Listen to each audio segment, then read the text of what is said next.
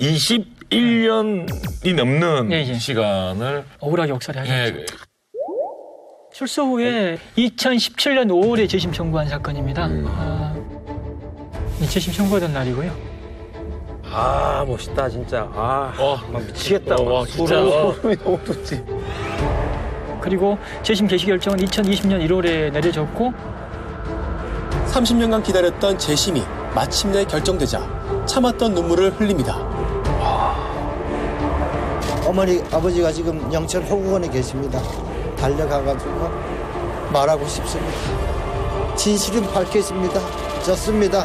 라고 말하고 싶습니다.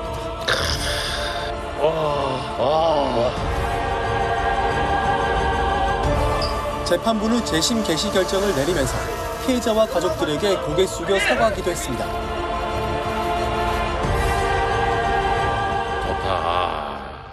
어떤 사건의 무죄를 밝혀내면 이제 그 억울함을 풀었으니까 그분들이 잘 살아갈 것이라고 다들 생각하지 않습니까? 최근에 제가 좀 충격적인 일을 목격했어요. 재판 끝나고 나서 식사 자리가 있었는데 나를 그냥 내버려 두란 말이야. 나 힘들었어 막 하면서 이렇게 굉장히 흥분하셨어요.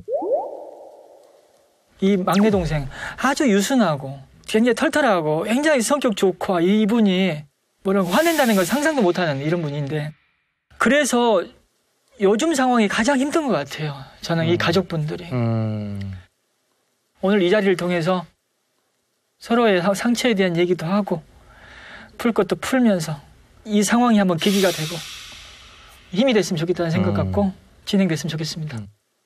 자, 이 이야기는 억울한 옥살이를 한 오늘의 주인공 네. 그리고 그 형제 간에 벌어진 그날에 대한 네, 이야기 지금 당장 네. 만나보도록 하겠습니다. 네.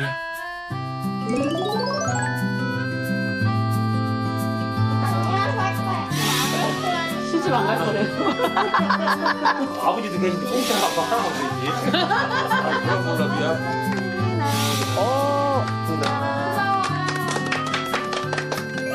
그렇지, 이런 게 이제 일상적인 생활이지. 그렇지. 응?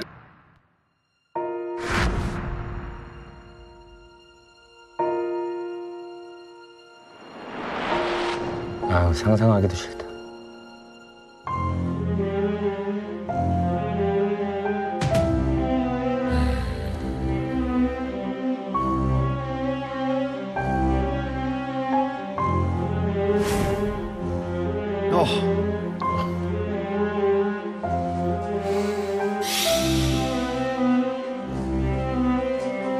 우리 가족들의 21년 세월은 잊어버린 세월이 되는 거죠.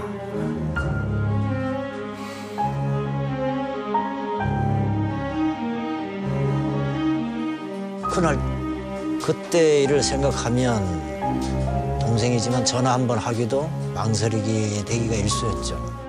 아휴. 지금도 왜 그랬을까? 제가 왜 저러지 않았었는데 아직까지도 저는 좀 궁금하긴 합니다. 변호사님이 직접 목격한 형제의 그날 그날 무슨 일이 있었을까? 안녕하십니까? 저는 부산에서 온 장동익이라 합니다.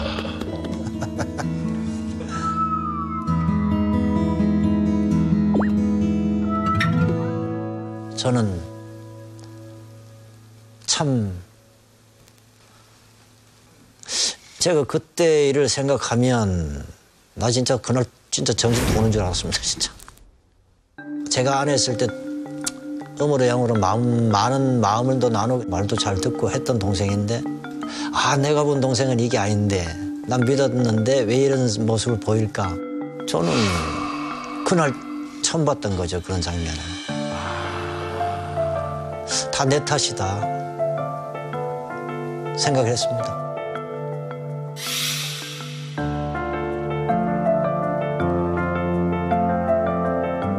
내가 안 한 거를 왜 했다고 이야기를 해나 대답을 해야 되나. 난 안 했어. 나는 안 했다고 일광이가 계속 이야기를 했으나 계속 고통만 가해지는 거죠. 그래, 야, 참 내가 4일 동안 약 고문을 좀 당했어요. 4일 동안 약 고문을 좀 당했어요. 사람을 거꾸로 매달아 놓고 얼굴에 수건을 가려놓고 막 물을 부니까 코로 입으로 물이 들어가잖아요. 제가 본능적으로 막 몸부림을 치게 되더라고요, 거꾸로. 그러다 보니까 정신을 잃게 되고 막.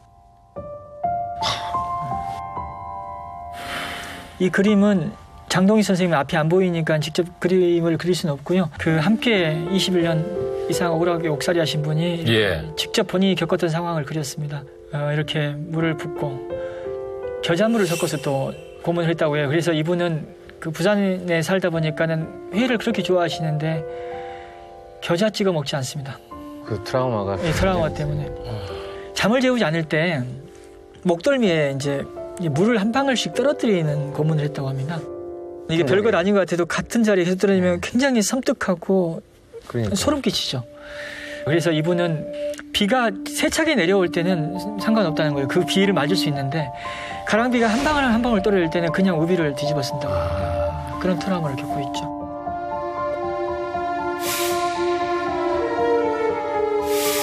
아유.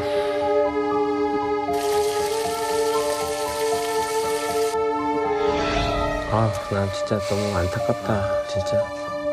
이런 걸 한 4일을 당하고 보니까는 아, 살아야 되겠다. 가족들을 생각하면서 내가 살아야 되겠다.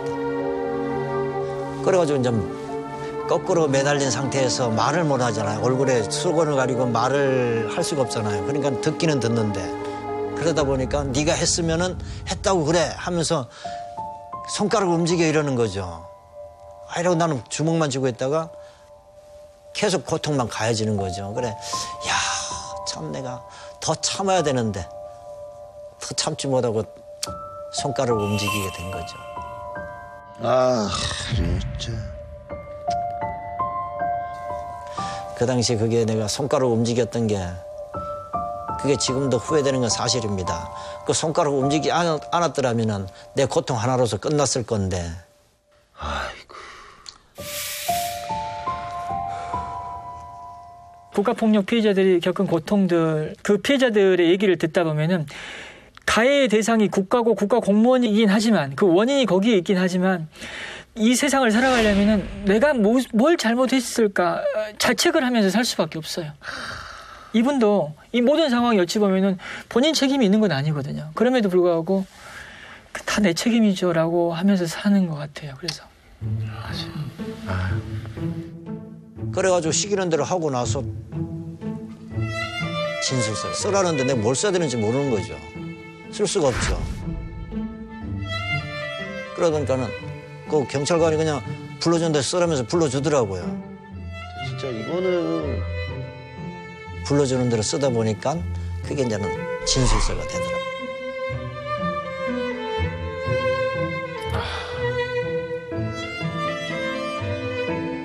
네가 이야기한 데 됐다면서 읽어보라더라고요. 안 보여서 못 읽어본다니까. 읽을 수가 없다니까는. 네가 이야기한 것대로 됐으니까 걱정하지 말라면서. 그래 끝난 거죠.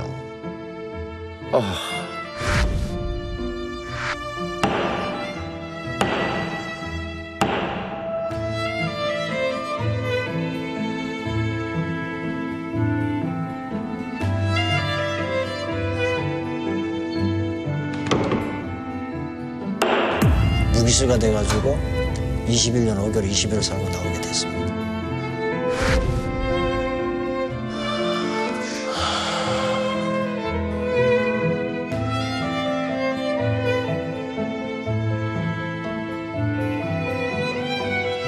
이렇게 20일. 이거 진짜 막 이 사람이 사는 데가 아니다 싶고 막. 저는 살인자다고 해가지고 가슴에 수번천이 빨개요. 일반수들은 하얀 건데 또 제명 따라서 색깔이 다르거든요. 그래서 살인자로 해가지고 빨간 걸 달아주는데 또 이 독방 생활을 하다 보니까 독방이라 해봐야 0.94평밖에 안 돼요. 한 평이 안 되는구나. 여기는 좀 넓어 보입니다. 더 좁아요. 네. 다리를 딱 뻗으면은 벽과 벽이 닿을 정도니까. 근데 화장실이 재래식 화장실 1층이 되다 보니까 진짜 팔뚝만 해요. 강아지만한 지가 아침에 일어나면은 잠자리 옆에 와가지고 있어요. 진짜 비참해지더라고요. 뜬 눈으로 잠을 안 자고 며칠 보냈어요. 아, 참.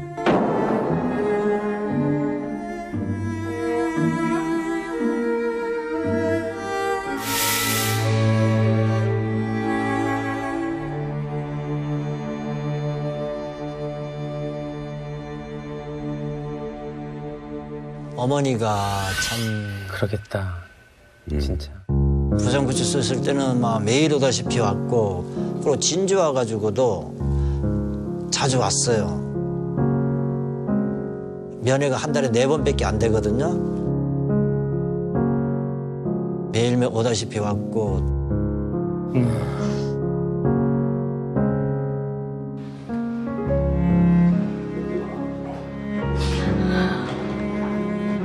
그래.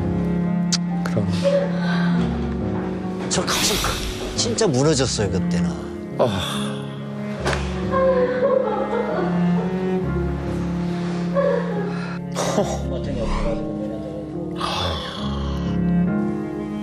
딸도 어렸을 때는 엄마 등에 업혀가지고 면회도 오고 자주 왔죠. 그래가지고 이제는 가족들을 생각하면서 이래가 내가 안 되겠다.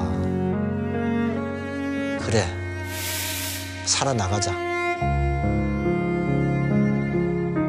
내가 살아나가야지만이 내 진실도 밝히게 되고, 또 가족들이 있는데 가족들이 살인자 가족이 아니라는 것도 말을 해줘야 되는 거 아니겠나. 일단 내 살아나가야 되지. 나가자 이래가지고 서해방에 또 아는 형님이 있어가지고 가가지고 참어린자 하나 써주세요. 마음심자 하나 써주세요. 안에 속옷에 붙여가지고 다녔어요. 가슴속에 붙고 다녔어요. 그래가지고 내가 이 참어린자 생각해서 모든 걸 참아야 된다.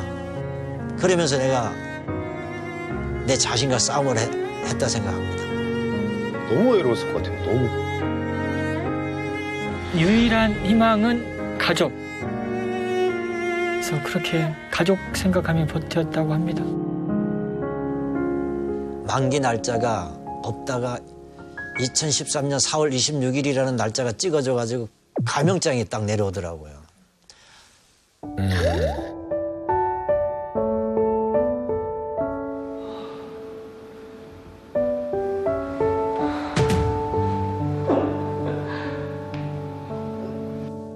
남은 세월은 10년이 남았습니다. 그런데 집에 갈 날짜가 주어진다는 게 진짜 뜰 듯이 기쁘고 뭐 세상을 모든 다 거머쥔 것 같더라고요. 이게 사람은 희망이 사람을 살려요. 10년이라는 그 시간을 또 살아야 되지만 그 나갈 날짜가 생겼다라는 희망. 희망이 있으니까. 그래서 그날은 이분이 참 아끼고 살았어요. 왜냐면 밖에 있는 가족들 힘들게 하면 안 되니까 돈을 거의 쓰지 않고 그냥 아주 그냥 검소하게 살았거든요. 그날은 그 교도소에서 훈제닭이 있거든요. 훈제닭 한 마리에서 공장에 있는 사람들 다 한 마리씩 돌렸다고 하더라고요. 너무 기뻤으니까.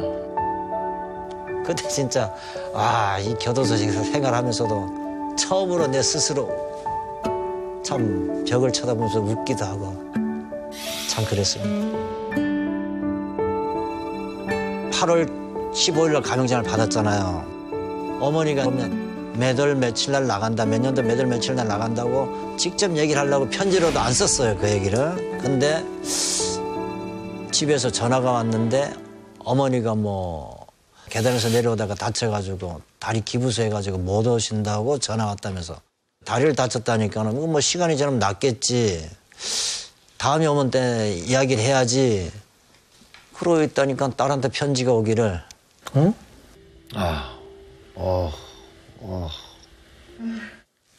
할머니 대병원에서 암 수술하고 있다고 편지가 온 거죠. 진짜 또 그 편지를 받고 그냥 모든 게 싫어지더라고요. 좌절하다시피 좌절했죠.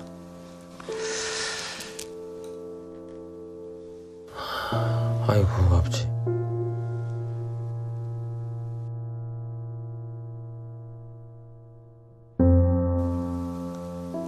애먹어냈죠. 그 이후로도 못 했습니다. 저는 그래 안에서 어머니가 2003년도 11월 달에 돌아가셨더라고요. 그러다 보니까 제가 임종도 못 했고 그랬습니다. 그게 지금까지 보면 제일 한이 남습니다.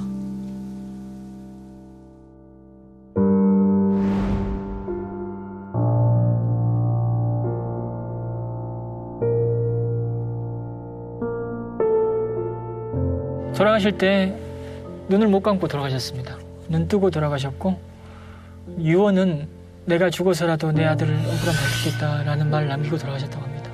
그래서 이 어머니의 바람대로 이제 곧 이제 무죄 판결도 받게 되고 그래서 가장 기뻤던 해죠. 수감 생활에서 2003년은 근데 또 가장 슬픈 해이기도 하죠. 희망과 절망이 교차하던 해. 제가 11월은 지금도 생각하고 싶지가 않고 진짜 있을 수 없는 달이다. 11월에 모든 게 이루어졌다 보니까. 그래가지고 이제 달력을 제가 뭐 방에다 갖다 걸어놓게 되면 걸기 전에 야, 11월은 뜯으시나? 11월 달 달력을 뜯어가지고 없애놓고 달력을 걸어가지고 달력을 보기도 했죠. 11월이 그만큼 생각하기 싫었던 겁니다.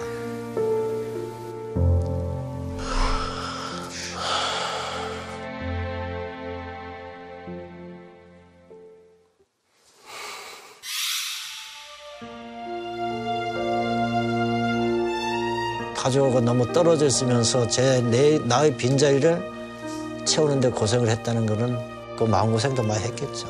그래서 스트레스도 많이 받았겠죠.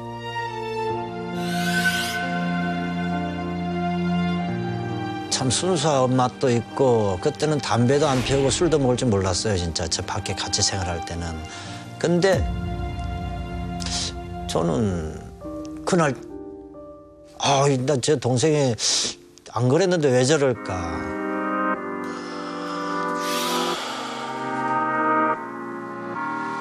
그날 이야기가 시작됩니다. 예.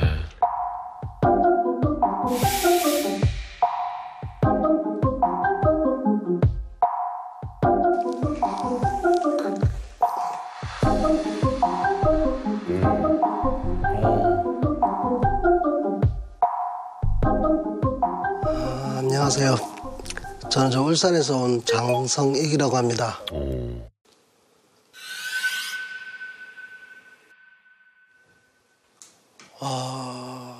좀 순간 좀 당황 좀 했어요.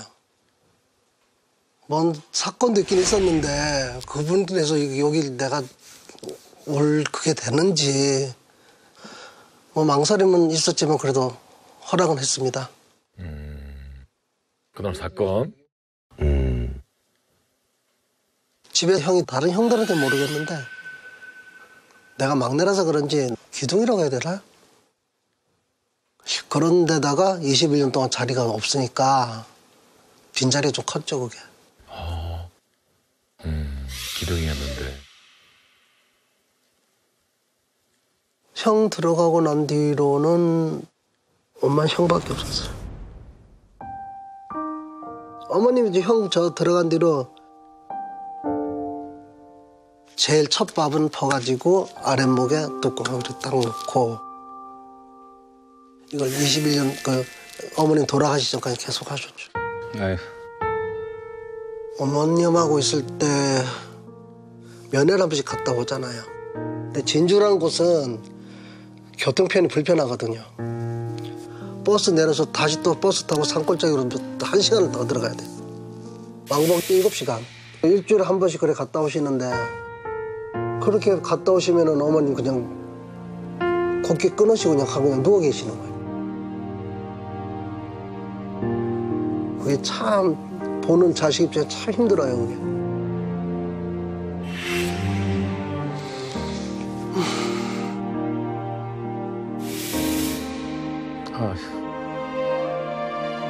그때 면회를 한 번씩 갔다 오시면은 저는 저 재심 저 억울한 건 밝혀야 된다. 그 얘기를 많이 했죠. 그래서 엄마가 서류를 변호사 사무실 가서 가져와서 안 준다는 거. 그래 그냥 울면 하소연도 하고 엄마가 내 자식 거 근거니까 복사만 하자. 이게 한두 장 나오기 힘든 거거든 변호사 사무실에서. 야, 진짜 어머님의 희생. 와. 나는 육신이 죽을 수 있지만 서류는 죽지 않는다. 어머님이 끈질기를 다 이제 모으신 거야. 이렇게 모은 사건 기록의 양은 1000페이지 가량 됩니다. 예. 1000페이지 가량 돼 있고 이 사건은 원본 기록 없이 저희가 재심을 준비했거든요. 그리고 또 변호사 사무실에서도 이 기록을 보존하고 있었습니다. 두 개를 합쳐놓으니까 거의 완벽하게 복원이 됐었습니다.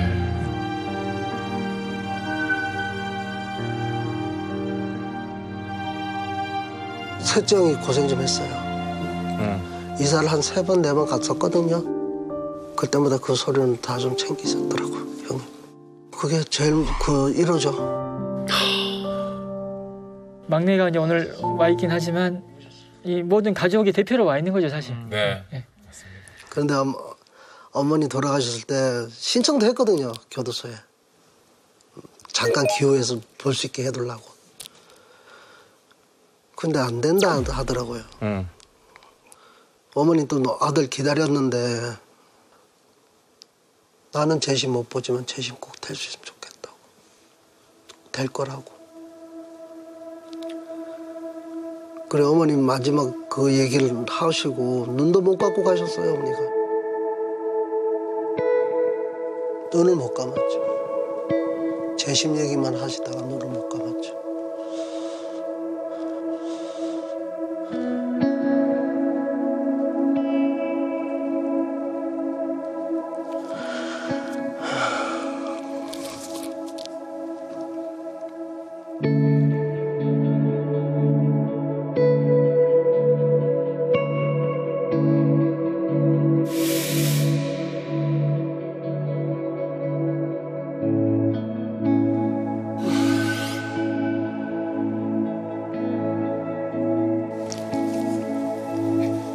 얘기할 게 없어.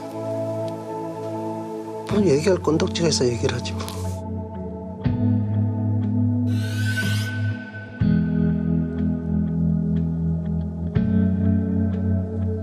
내 생활이 없었지 뭐. 아침에 나오면은 법원 가요. 법원 가서 한번 서류 한번 살펴봤다가 또 변호사 사무실 갔다가 서류 받아와서 서면 보면 지하상가에 복사실 조그만 데가 있어요. 그냥 요렇게 들고 가가지고 한 몇 군데 들려서 복사해둘라 그러고. 그때 제가 대학생 때인데 수업이 오전에 있으면은 수업 오전 듣고 나와서 그거 하고.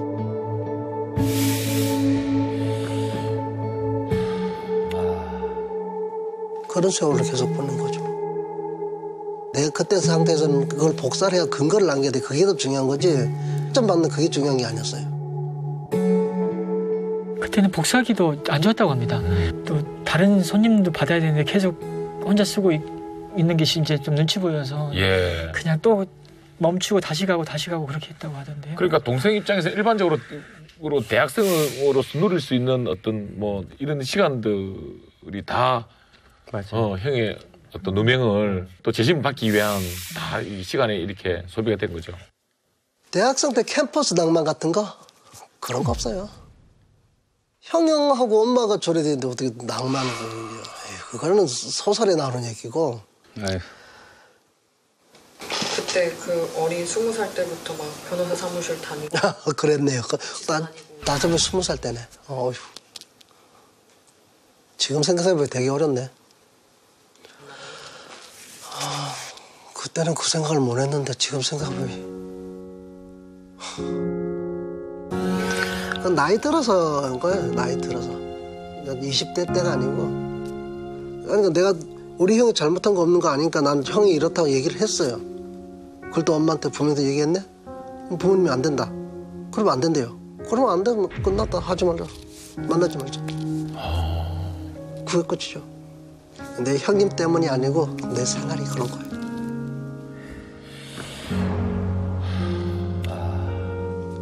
모든 일의 중심이 형이 다 있었으니까 회사를 다녀도 면회 가려면 또 월차 이런 것도 줘야 되고 그것 때문에 좀 힘들었죠. 면회 가는 것보다 그게 더 힘들어요. 회사 신청하는 거, 휴가 신청하는 거. 그렇다고 형이 여기에 가 있으니까 나 여기 면회 가야 된다 얘기할 수 있는 상황은 또 안 되고 너는 왜 날마다 한 달에 한 번씩 열차를 써야 되냐. 아유. 그럼 다른 가족을 하나 죽이는 수밖에 없어. 상갓집 가는 거야.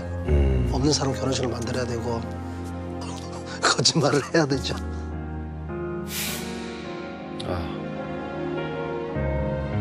그러면은 나는 또 면회 힘들게 시간 내서 또 면회 가면 그럼 또 늦게 왔다고 또 뭐라 그러고 나는 내 나름대로 한다고 했는데 근데 매번 갈 때마다 술 먹지 마라 조금만 먹어 잔소리 그래 하니까 아 진짜 섭하더라고.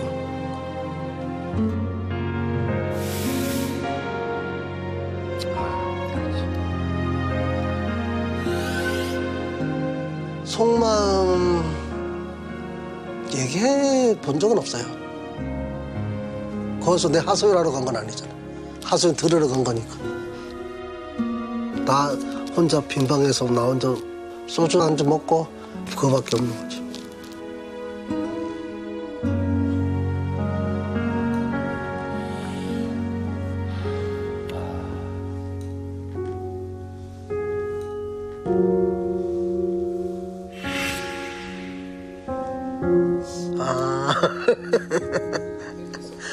그 얘기 괜히 했어 진짜. 내색만 안 할 뿐이야. 그냥 우리끼리 그냥 그런 거 눈치 보면서 그냥 내색만 안 할 뿐이에요. 형한테 일일이 다 말할 수 없지만 동생에게도 너무 많은 고충이 있었어요. 너무 많은 고충이 있었던 거야. 그치? 안에 있는 분은 안에 있는 분 나름대로의 고통이 있었고 그렇습니다. 밖에 있는 가족들은 밖에 있는 가족들 나름의 고통이 있었는데 그 짧은 적견 시간에는 그런 얘기 전혀 없이 그냥 서로에 대한 격려나 이렇게 끝을 낸단 말이에요. 근데 그런 긴 시간 동안 그렇게 서로 간에 이제 그 상처는 쌓여는 가는데 이걸 한 번도 풀지 못한 상태로 이렇게 계속 겪은 거죠. 예. 삼촌도 돼야 되고 아빠도 돼야 되고 또 형수한테는 또 남편도 돼야 되고 1인 3중 4형 뭐 형한테 가면 또 동생도 됐어야 돼야 되고 내 기억 속에 막내 대접 받아본 게 없는 것 같아요. 막내 대접이 별건 아니잖아요. 뭐 엄마 아빠 칭찬 좀 받고 그런 건데 나 진짜 막내인데 아우 나 진짜 막내 대접은 집에서 못 받아봤네. 아유, 이쁨 받고 자라야 될 막내는.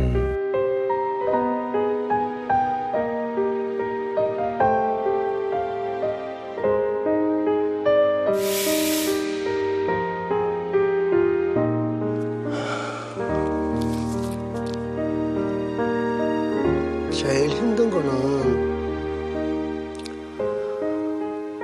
엄마가 없는 지금이 제일 힘들어요.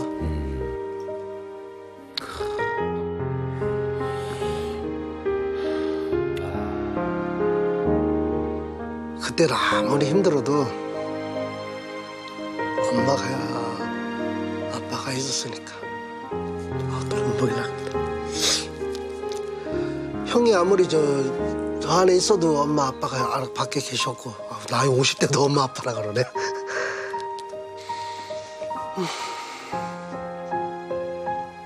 그게 힘든 거죠.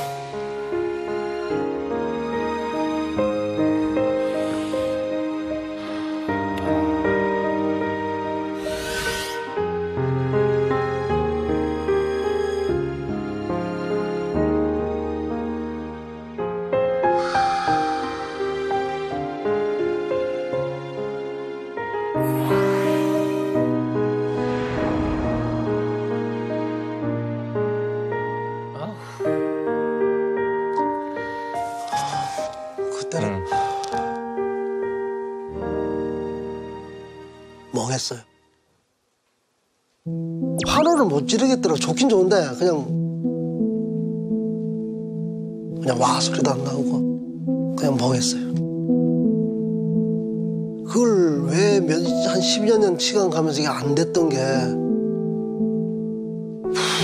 그래 하루 그래 되니까 진짜 멍했어요. 그냥 기쁠 줄 알았는데 기쁘긴 기쁜데 안 나와요 목소리가.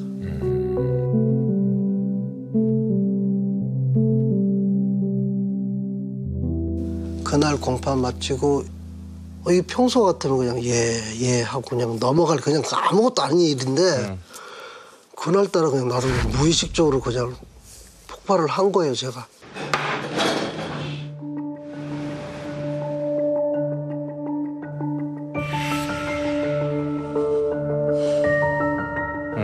그날 이야기가 시작됩니다. 아직까지도 잊을 수가 없는 게 성익이가 참 순수한 맛도 있고 담배도 안 피우고 술도 먹을 줄 몰랐어요 진짜 저 밖에 같이 생활할 때는. 근데 여합전에 재판하고 이제는 자갈시장에서 그런 일을 봤을 때 나 제 동생이 안 그랬는데 왜 저럴까 생각을 했습니다. 그날 사건. 그날은 재판도 뭐 생각대로 진행이 잘 되고 있고 해가지고 참 기분이 참 좋았습니다. 변호사님이 목격한 그날 이야기가 이제 공개됩니다. 터진다. 자갈치에서 꼼장어집에 꼼장을 먹고 있다가 또 뒤풀이 술을 한 잔씩 하게 됐습니다. 그때 동생이 크로스다 먹더라고요. 맥주 크로스다. 그래서 왜 소주잔을 먹지 왜 크로스다 먹냐 이 말을 했죠. 좀 적게 먹어라 하면서 얘기를 했는데 그게 듣기가 참 거북했던지 성질을 내더라고요. 갑자기 일을 벌였어요 그날. 막내가 갑자기 내가 얼마나 힘들었는지 알아? 폭발해. 맞아요.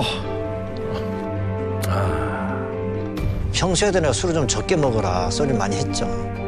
근데 말도 잘 듣고 했던 동생인데 이렇게 변했나 생각을 하게 되죠.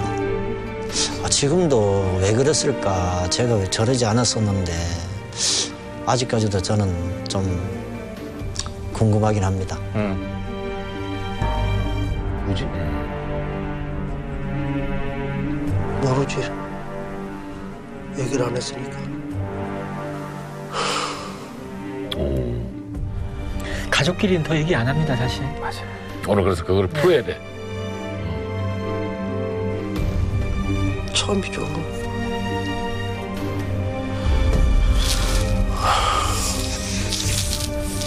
내가 그 제어가 안 됐을 것 같아.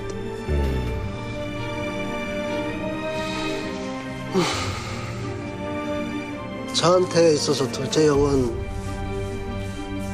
가까우면서도 힘들어요. 어려운 존재.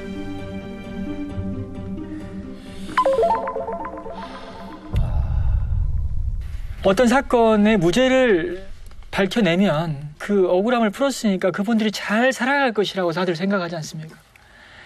근데 그 잃어버린 시간으로 인한 고통, 그 트라우마는 어찌 보면 무죄 판결 이후에 이제 새로이 시작된다라고 보면 될 것 같아요. 오늘 이 자리를 통해서 서로의 상처에 대한 얘기도 하고 풀 것도 풀면서 이 상황이 한번 계기가 되고 힘이 됐으면 좋겠다는 생각 갖고 진행됐으면 좋겠습니다.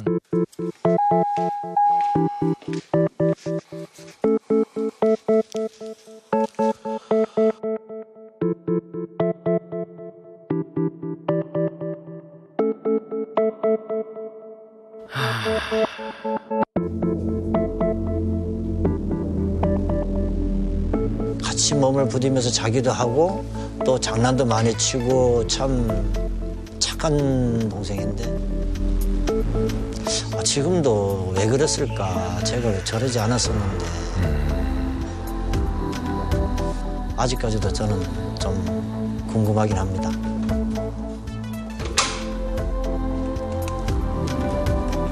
(21년) 전에 이제 억울하게 일을 당했던 우리 형 그리고 그 형을 옥바르지한 동생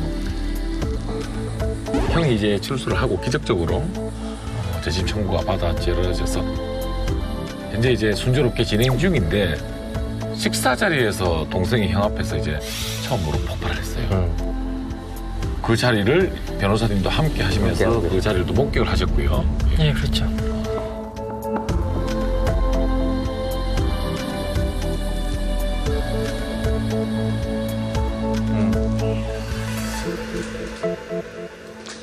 나 보여? 너무 멀다. 멀어? 좀 땡길까?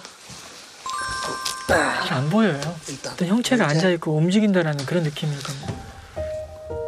의도적으로 이렇게 밝게 표정 관리하시고.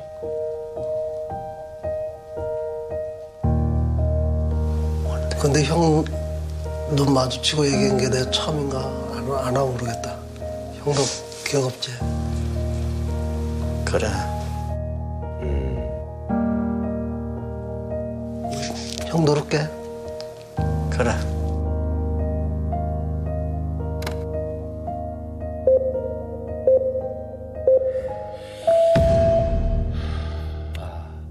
꽤 사건 경험을 했다라고 생각하던 시점에도 가족의 고통에 대해서 잘 몰랐습니다, 사실. 예.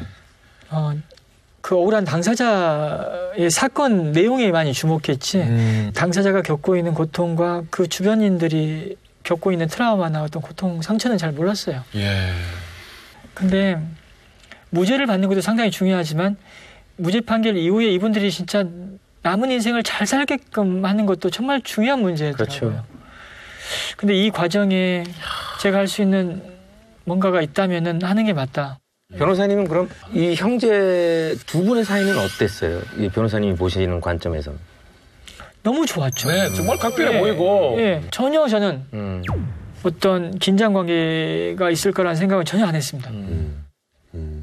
그래서 그날 꼼장어 집에서 봤던 모습은 지금 계속 눌러왔다는 감정이라는 게 좀 보였어요.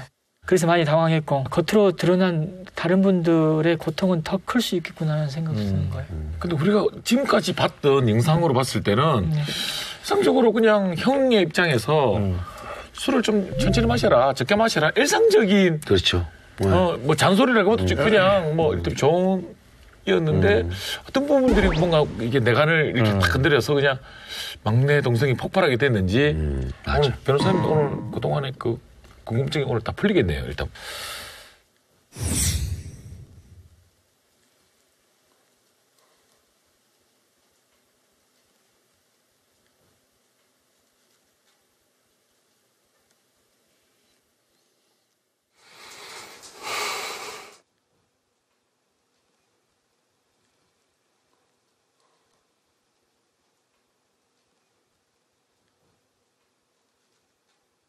(21년) 동안 형은 안에서 힘들었지만 밖에 남아있는 가족들 모두 힘들었다고. 아휴. 다 내 탓이다. 오랜 세월을 가족하고 너무 떨어져 있으면서 나의 빈자리를 채우는데 고생도 많이 했겠죠. 그런 마음이시겠다.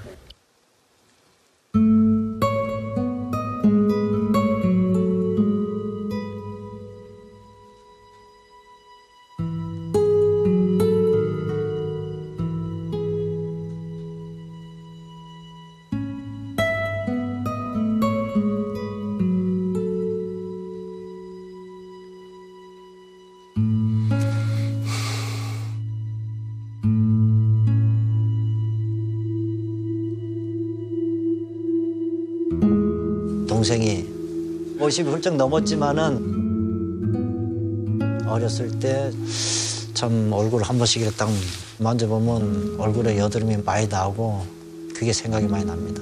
아이고. 그때 일을 생각하면 제 동생이 안 그랬는데 왜 저럴까.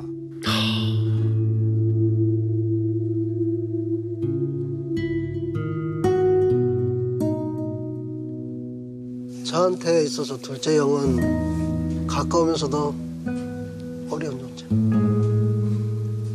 나이 들어도. 그런데 그날따라 그냥 나도 무의식적으로 그냥 폭발을 한 거예요, 제가. 근데 모르지. 얘기를 안 했으니까. 이 이야기도 순조롭게 다 돼서 오해가 다 풀렸으면 좋겠다, 그지?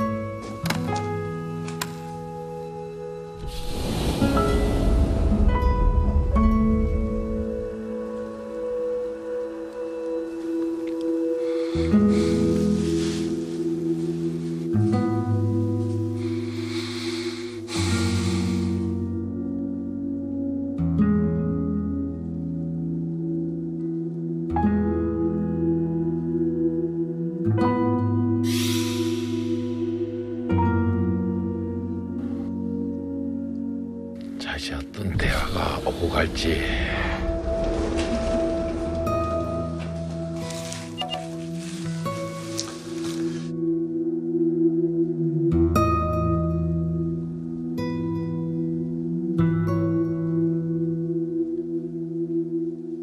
내가 하나 궁금한 거 얘기할게.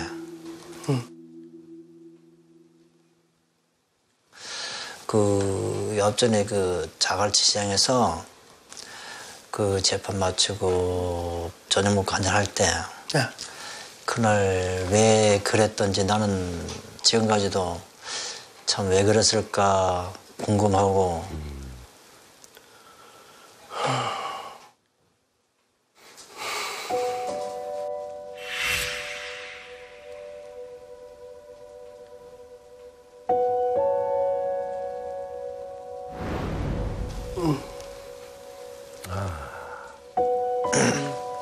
내가 먼저 얘기할게요.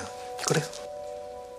내가 뭐 21년 5개월 20일 동안 아내 교도소 갔다 오니까 서로가 이야기를 할 시간이 그렇게 뭐 없었으니까 오늘 자리 이렇게 만들어준 우리 박주민 변호사한테도 참 고맙고 또 이런 계기로 해가지고 서로가 애로점 있으면 서로 대화로 풀고 그러면 좋겠어. 형, 응? 형님 나 어떻게 얼마나 알아? 예? 형님 나 어떻게 얼마나 알아?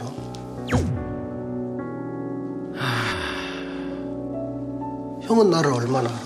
너? 응. 너에 대해서 나는 옛날에 장난치고 뭐 부닥거리 하고 막 하던 그런 모습 그대로 간직하고 있지. 막내로만 가지고 있잖아. 그렇지.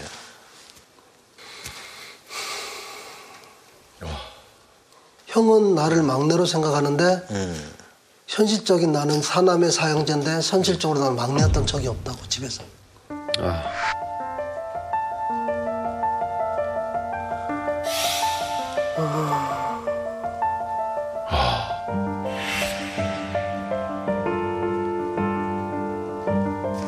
진짜 내가 또 형한테 질문 하나 하고 싶어.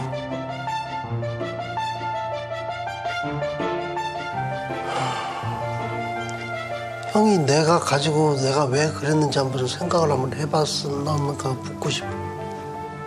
나는 단지 소주잔, 맥주잔 구분이 돼가 있는데 이렇게 먹으니까 내 볼 때는 좀 이거 아닌데 저 폭주한다는 생각을 한 거지. 폭주한다는 생각을 형이 한 아는 거지. 막내가 그렇게 폭주하는 무식한 놈은 아니잖아. 그렇게 생각을 한 거지.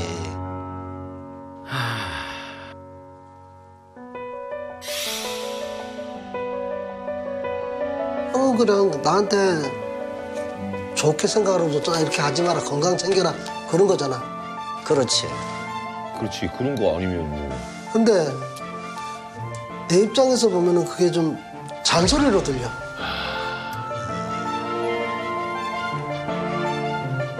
그게 내는 왜 그러냐면은 내가 밖에서 우리 그 7식구 같이 살 때 그때 성익이 네 얼굴을 만지면서 장난치고 할 때 그런 모습은 나는 간직하고 있었는데 학교 다닐 때 그 모습. 그러던 애가 담배를 저렇게 피우고 술을 먹으니까 막 저렇게 변했나? 좋은 쪽으로 변해야 되는데 왜 그러지? 좋은 쪽으로 변해야 되는데 왜 그러지? 좀 나도 황당했고. 아이고.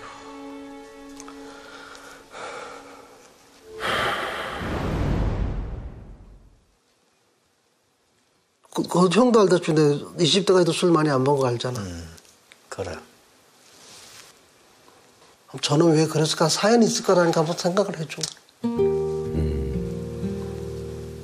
그래, 사연은 이야기 한번 해봐.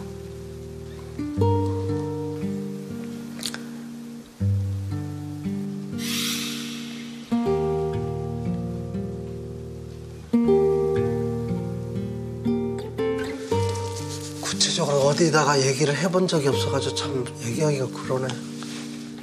마음속에 갖고만 있었지 얘기를 해본 적이 없으니까. 이 사실상 첫 대화입니다. 이렇게 길게 얘기를 나눠본 적이 없답니다. 꼭 필요한 대화입니다, 변호사님. 예. 끄집어내서 대면해야 돼. 난 어디다가 형 얘기를 한 번도 해본 적이 없어. 형 때문에 겪었던 일인데도. 그러니까. 집안 때문에 힘들어도 어디다 얘기를 못 하겠고, 그걸 지금 나 혼자 또 술로 풀었고. 아휴. 나도 힘들었다는 건데. 그래, 얘기해봐.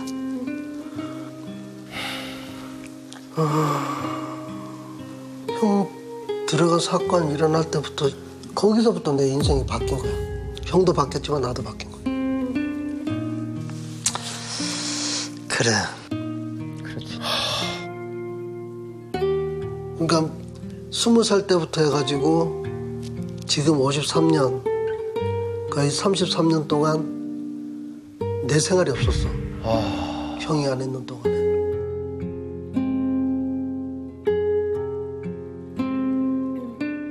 모든 내 생활의 초점은 형한테 달려 있었거든.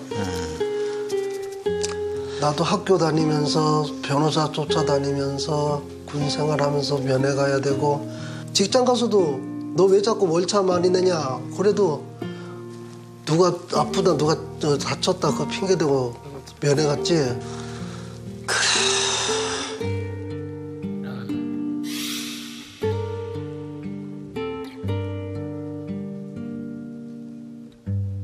나는 최선이라고 한 만큼 했다라고 하고 간 거야. 그래. 근데 형은 그냥 잔소리 그래 해놓으니까. 아이고. 그럼 난 또 그것도 받아들이고 그걸 또 어디 얘기를 할 데가 없어. 난 그게 쌓이고 쌓인 거야. 그러니까 그게 왜 원인이 안에서는 갇혀있다 보니까 밖에 상을 모르는 거야. 형은 단순하게 형 입장에서 형만 생각하고 그러잖아. 형 입장에서 형만 생각하고 그러잖아. 이게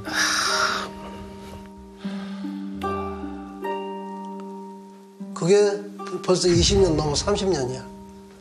형하고 면회하면서 20년이고 바깥에 가족, 엄마, 아빠, 조카, 형수 이렇게 부딪히면서 난 아빠가 됐다가 삼촌이 됐다가 동생이 됐다가 형이 됐다가 그렇게 해서 30년, 40년 살았다고. 그렇게 해서 30년, 40년 살았다고. 어쩔 때는 아직 20대인데 아빠 역할을 해야 되고 남편 역할도 해야 되고 또 아빠 역할도 동생도 역할도 해야 되고 그때는 정말 그 포지션이 힘들었던 거야. 맞아. 그게 쌓인 거를 그날 폭발한 거야? 그게 쌓인 거를 그날 폭발한 거야? 안 그래?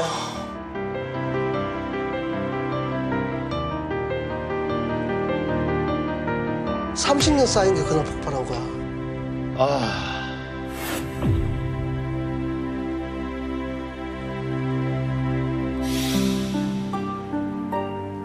사람의 어떤 소통이라는 것은 말로써도 하지만 그 사람의 표정과 눈빛과 그렇죠. 이런 여러 가지 그 공간에서의 어떤 그쵸. 분위기가 중요한데 맞아. 안 보여서 또. 맞아. 형님은 물론 목소리로 많은 어떤 감정을 전달받긴 하지만 분명히 어려울 거예요. 복사 그 서류가 형 어떻게 있는 줄 알았어? 나 뒤늦게 알았지 그거를. 엄마의 혼이 묻었다 생각한다 그거는. 아이고. 그 복사하러 갈 때도 참 힘들었어 그게. 그걸 안 해줄라 하더라고 복사집마다. 그렇지. 그래서 그 한 집을 뚫으려고 애만 책도 복사해 가면서 그 집 뚫어가지고 복사를 했지. 그래 그걸 한 집에만 가져간 거야. 요 정도 해가지고. 그래 2,000장이 된 거야.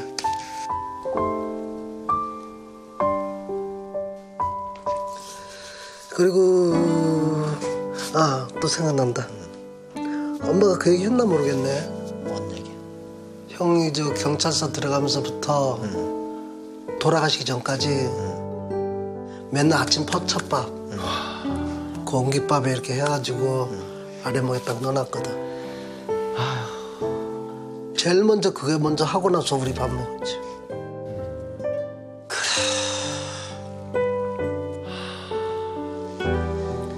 그만큼 우리는 형이 힘들었던 만큼 밖에 있는 사람도 더 힘들어. 아유 안에 사람 뭐 힘드냐 밖에 사람이 더 힘들었지. 난 엄마는 면회 오지 마라 소리다 내가. 그 6시간 7시간이 걸려서 가가지고 기껏 듣는 소리가 엄마 면회 오지 마라 소리 듣고는 집에 와서 며칠 밥 안 먹고 또 누워있으면은 그 제정신 아니다 진짜 엄마.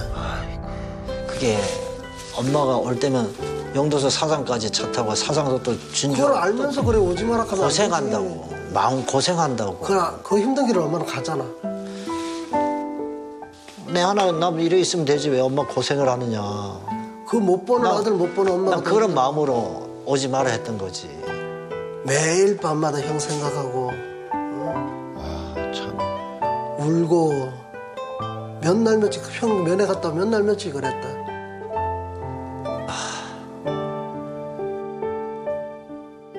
그걸 본 내가 어떡하냐고.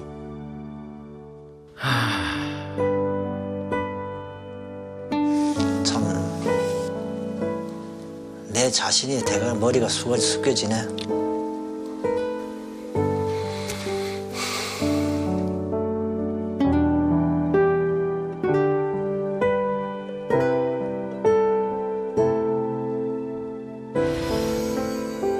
마음속에 갖고만 있었지 얘기를 해본 적이 없으니까.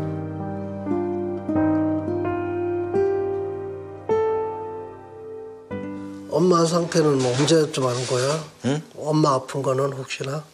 엄마 아픈 거? 내가 누구한테 들었어? 편지가 온 거야. 할머니 병원에서 암 수술하고 항암 치료 받고 있다고. 그래가지고 내가 그때 막 완전히 또. 엄마는 그걸 형한테 알리지 말았겠거든.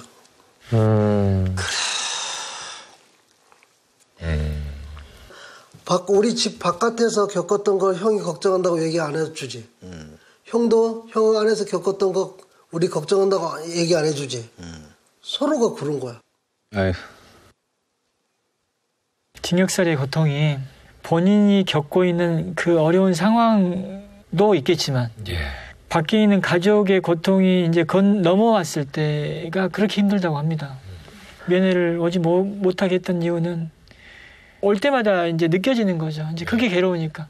근데 저는 일반적인 고통은 아닌 것 같아요. 뭐냐면 죄를 짓지 않은 나의 가족이 수감 생활을 하고 있고 이 억울함을 풀어주기 위해서 뛰어야 되는 가족의 입장에서는 어디 가서 숨도 못 쉬고 말도 못 하는 거예요.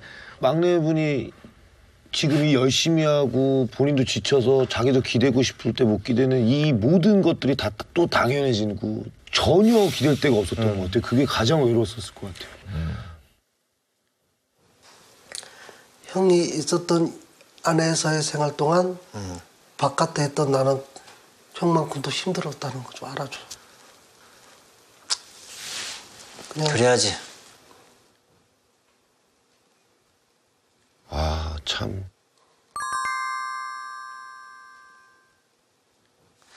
그게 내가 네 이야기를 들으니까 내가 안에서 있을 때면 내만 생각해가지고 바깥 사람 심정 모르고 내가 짜증내고 막 화를 내고 막 이렇게 다 했는데 그게 네가 받아들이는 심정 내가 지금 와서 생각하니까 딱 그건 내가 사과할게.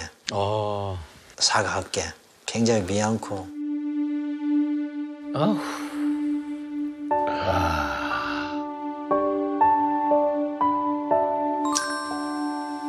참 내 혼자 생각을 같으면 벌써 나는 이 세상에 사람이 아니었을 거야. 가족이 있기 때문에 나는 살아나가야 되겠다는 생각을 갖고 살아나왔어. 그 막상 나와서 보니까 내가 그리던 그림하고 너무나 달라졌어. 밖에서 면회 와서 하는 얘기만 듣고 나름 생각을 하고 그림을 그려왔던 건데 나오니까 그거는 다른 판이 내가 다르더라고. 그렇지. 그래가지고 참 깝깝한 나머지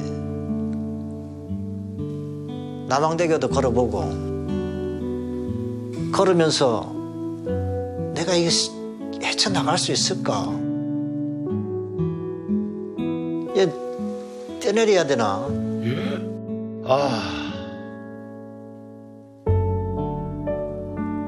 오만 생각도 다 했었어 내가. 그러다가 박정희 변호사를 만나가지고 또 지금 이 자리까지 온 게 전부 가족의 힘이고 엄마 기록 엄마가 기록 가지고 성익이 복사하고 복익에 보관하고 그게 내 손에 오고 이게 지금까지 이 자리까지 오게 된 건데 결과가 지금 매듭이 잘 풀려나가고 있다는 걸 나는 생각을 해가지고 30년 전에 우리가 살던 가정이 되돌아오기가 참 지금까지 너무나 힘들지만은 힘들다 보면 한없이 힘든 거고 우리 형제가 모여서 이야기하면서 지혜롭게 극복하면서 살다 보면 30년 전의 삶으로 다시 돌아갈 수도 있어. 그러니까 주변의 사람들 보라는 듯이 좋은 모습 보이면서 나는 살고자 하는 게 나는 희망이고 나의 그림이야 지금. 야.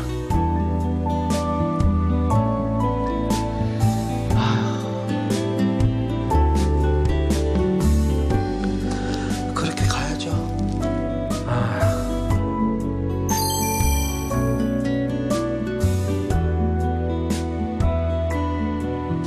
나는 오늘 이거 같이 얘기하는 게 진짜 좋다.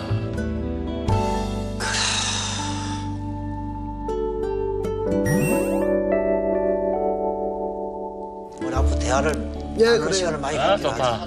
좋아요. 대화 속에 사랑이 있어. 합시다. 야, 다시 사이좋은 형제로 돌아왔습니다. 정말 좋다. 막내하기가 힘들었었지. 근데 오늘은 막내예요. 즐거움이랄까? 행복이랄까? 내가 살아나오길 잘했다. 진짜. 우리 가족은 이제 시작이다. 같이 합시다, 형님. 다시 시작.